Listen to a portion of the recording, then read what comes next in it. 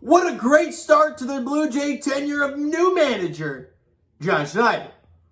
What a game for the Toronto Blue Jays tonight as they clean the clock of the Philadelphia Phillies and sweep them away. The mini two-game set, right? Got to bring up the mini broom and sweep away the Phils. And what a start it was for, I got a prop. For Durant Chicken Strip.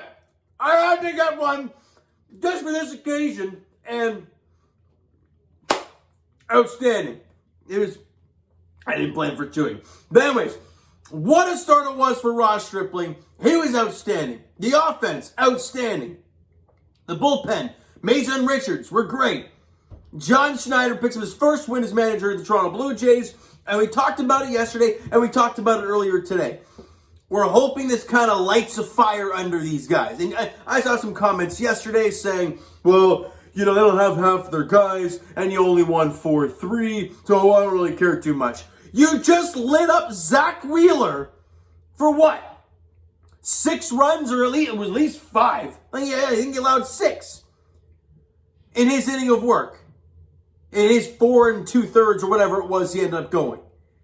The Jays lit him up like a Christmas tree today. So I don't buy that nonsense. The changing of the manager and just a different feel about the guys. And, well, of course, who cares about any of that stuff? Because I put the hat on. They're like, oh, okay, now it's go time. And the Jays light them up, winning 8-2 over the Phils. And with the way the Jays are now 5 over 500 at 47-42.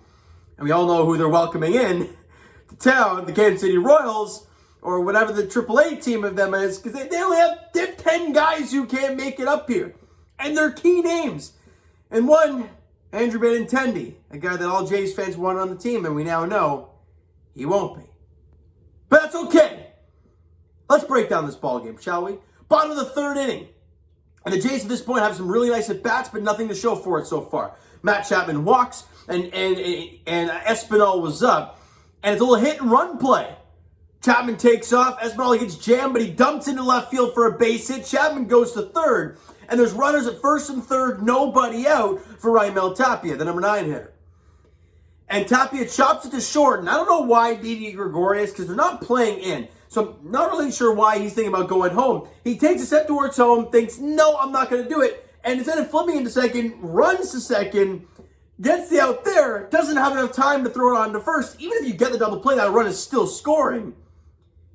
But Tapia is safe at first. They only get the 1 out, and the Jays take the lead. It's 1-0. Isn't that nice, Jays fans? You have a runner at third, less than 2 out. There was nobody out. A runner at third, less than 2 out, and he scores. And the run scores. And the Jays lead at 1-0. We go to the bottom of the 4th inning, and Vladimir Guerrero Jr. comes up. And we've seen Vladdy hit some weird home runs in the past. But this is like a slider from Zach Wheeler, down, middle, down, and out of the strike zone. And Vladdy stays with it. Basically, one-hand swing gulps it to left center field. And it's gone! How in the world does that leave the ballpark? I don't know, but that's that's the Guerrero family genes right there. And the Blue Jays have a 2-0 lead. Vladdy with the solo bomb. In the bottom of the 4th, the Jays up 2-0. All right, good stuff here. Kirk gets on base, a little bounce through the left side for a base hit. Up comes Teoscar Hernandez, and he drills a 95-mile fastball from Zach Wheeler to right field now, well, center field, but a little bit to the right center gap. And we talked about it yesterday, right? How the baseball gods were still not on the side, where we saw Gurriel's double to the gap, and it bounces off the top of the wall and out for the ground rule double. Only 1 run scores. You end up not scoring anymore, and it's only a 4-3 game instead of a 5-3 game. But today, Teo goes deep to right, and it goes off the top of the wall, and you hear it clank off the wall, and it goes out. A 2-run shot for Teoscar Hernandez. And the Blue Jays double up their lead. It's now a 4-0 ball game. Exactly where you want to be right now with Ross Stripling, the man. I'm not going to take another bite, but a chicken strip absolutely dealing to this point. Man, that's greasy. Anyways, we go to the bottom of the 5th. And Jays fans, you see what I'm talking about here. And look, I hate taking credit for things, but when it goes exactly the way I say it does, it's pretty wild. All right, let's go to the pitching side of things, right? Bottom of the 3rd inning, Tapia gets the fielder's choice, we score a run. Stripling goes out there in the top of the 4th, clean inning, go right back on the bats. You drop a 3 spot. The two home runs from Vladdy and the 2-run bomb from Teo. We go to the next half inning. Top of the 5th, Stripling back out there. Clean inning. Next half inning, bottom of the 5th. Tapia gets on with the single, steals second base. Then Bo Bichette drives him in with the single to center field. Tapia slides in safely. Jays get another run. It's now 5-0. You keep going. Vladdy comes up, and he hits a sacrifice fly. Less than 2 out. A guy at third, George Springer, comes in to score on the plate. And the Jays tacked on 2 more, and they lead at 6-0. It's so crucial when your team puts up a run, whether it's to take a lead, whether it's to expand a lead, whether it's to get back in a game, tie, whatever, to put up a 0 the next half inning. And every time in that third inning to 5th inning stretch, it happened. Top of the 3rd, clean inning. Bottom of the 3rd, Jay scored a run. Top 4, clean inning. Bottom 4, Jay scored 3 runs. Clean inning, top 5. You scored 2 more in the bottom half of the 5th, and you built that 6-0 lead. It doesn't make Zach Wheeler comfortable because he just gave up some runs, and now he's going to get right back out there, and it keeps your offense in that mojo, in that groove, and it keeps the fans in the game. So it's really important there. And then the top of the 7th inning, Stott.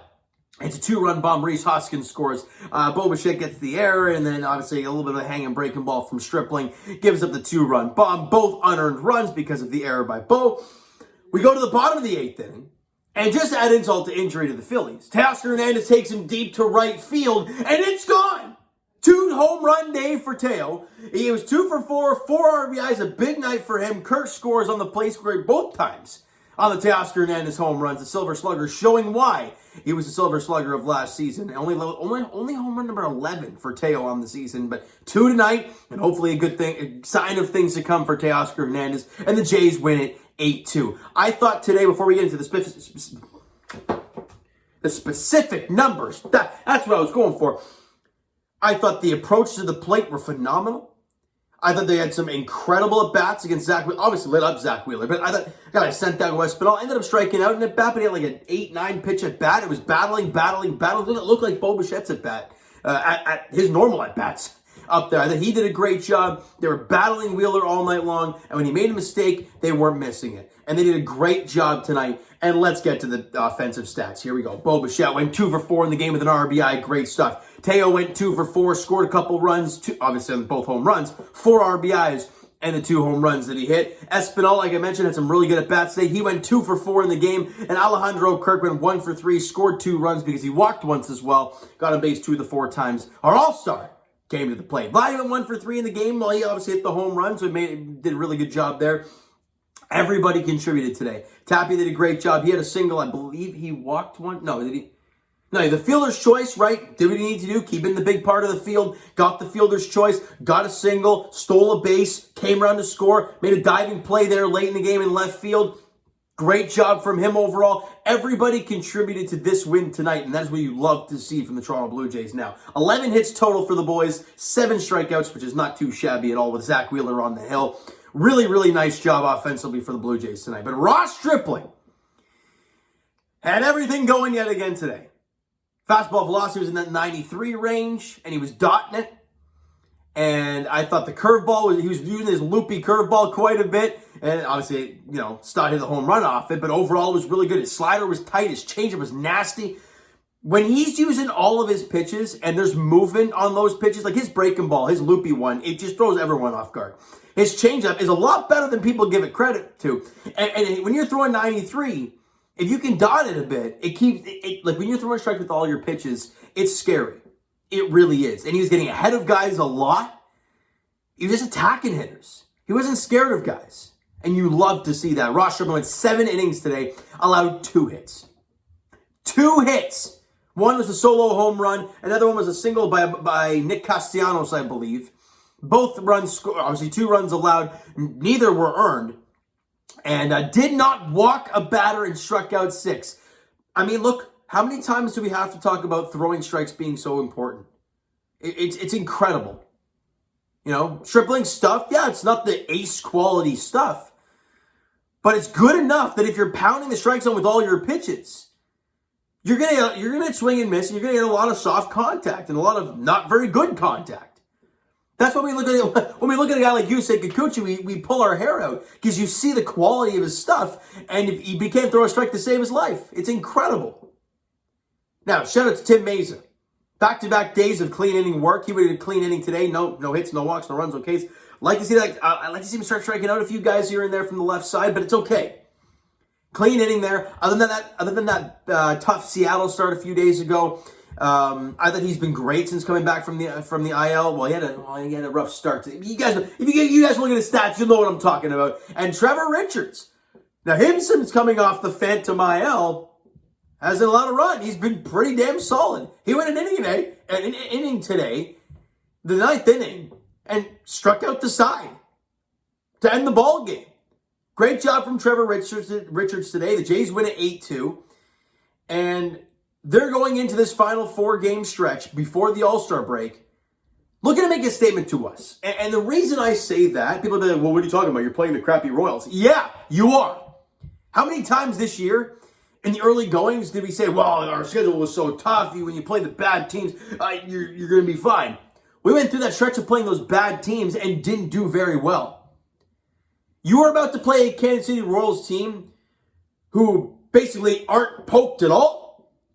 Like half of their lineup, for God's sakes. Hunter Dozier, Andrew Benintendi.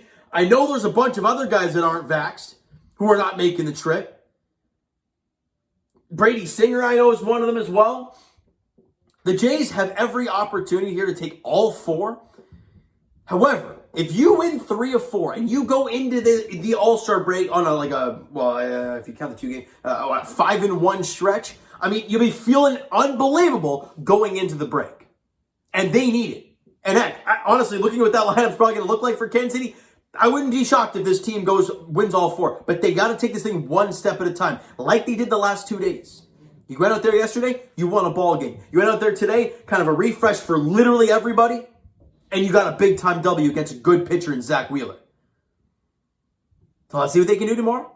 One game at a time, Jays fans, all right? But the good news, and once again, I saw a comment there yesterday saying every time I put this hat on, everything changes, right? With Charlie getting fired, with John Schneider taking over, the Jays winning yesterday, you get the off day, and then they win 8-2 today. Oh, by the way, Kevin Gausman is getting the start tomorrow for the Toronto Blue Jays. It's to be determined right now for the Kansas City Royals because they're trying to figure out who the hell can actually make the trip. But it's a 7:07 first pitch there at Rogers Center. The Jays looking to start the final series before the All-Star break on a high note. All right, Jays fans, so you know what? That is going to do it for this one. If you enjoyed the video and enjoyed the game this evening, smack the like button. Do appreciate that. Hit the subscribe button. You guys not already, comment down below. Thoughts on the video, thoughts on the game, would you like, would you not like from today's game for the Toronto Blue Jays? The Twitter link is down below, so follow up, send me a DM, do that great stuff. The Instagram link is also down below, so follow up there if you guys have not done so already. And I will talk to you guys, of course, tomorrow. Jays edition. Game 1 of the 4-game set before the All-Star break against the Kansas City Royals or whatever the hell their AAA affiliate is. All right. And Kevin Gausman gets the start for the Blue Jays. What a night it was for Jays fans. Let's keep it going tomorrow, right? So thank you guys so much for listening and watching. I hope you enjoyed the video and the ball game tonight. We'll talk to you guys then.